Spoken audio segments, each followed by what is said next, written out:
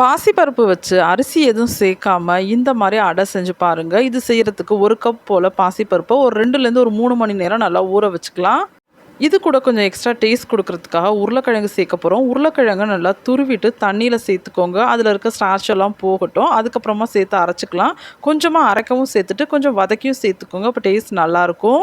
இதுக்கு extra taste குடுக்கறதுக்காக கொஞ்சமா முட்டை, வெங்காயம், இஞ்சி சேர்த்துக்கலாம். இதில எந்த கீரை வேணாலும் சேர்த்துக்கோங்க. நான் கொஞ்சமா வெந்தயக்கீரை சேர்த்துருக்கேன்.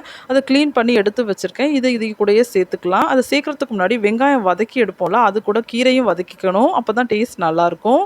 இது இருக்கட்டும். மாவு அரைச்சதில பார்த்தீங்க அப்படின்னா, கொஞ்சமா இஞ்சும், பெருஞ்சீரகமும் சேர்த்து அரைச்சிருக்கேன். இது கூடவே உருளைக்கிழங்கு துருவி வச்சோம்ல, அதில பாதியும் சேர்த்து நல்லா அரைச்சு எடுத்து வச்சிருக்கேன். இதில சேர்க்குற வெங்காயத்த கடுகு, உளுத்தம்பருப்பு, சின்ன ஜீரகம் சேர்த்து தாளிச்சுக்கோங்க. இது கூட கீரையும் சேர்த்து வதக்கி எடுத்துட்டு சேர்த்துக்கலாம். இது கூட முட்டையும் சேர்த்து நல்லா மிக்ஸ் பண்ணி விட்டுக்கோங்க. உப்பு, மஞ்சள் தூள் தேவையான அளவுக்கு சேர்த்துட்டு அடை மாரி ஊத்தி எடுத்துக்கலாம். இத பிளைனா சாப்பிடவே சூப்பரா இருக்கும். தேங்காய் சட்னி அப்படி இல்லைனா இஞ்சி துவையல் வச்சு சாப்பிடுங்க. சூப்பரா இருக்கும். நாங்க கொஞ்சம் பார்த்தீங்கன்னா, இது கூட வெல்லம் வச்சு தான் சாப்பிட போறோம். அதுவும் சூப்பரா இருந்தது. கண்டிப்பா இந்த மெத்தட்ல ட்ரை பண்ணிட்டு எப்படி இருக்குன்னு சொல்லுங்க. தேங்க்ஸ் ஃபார் வாட்சிங்.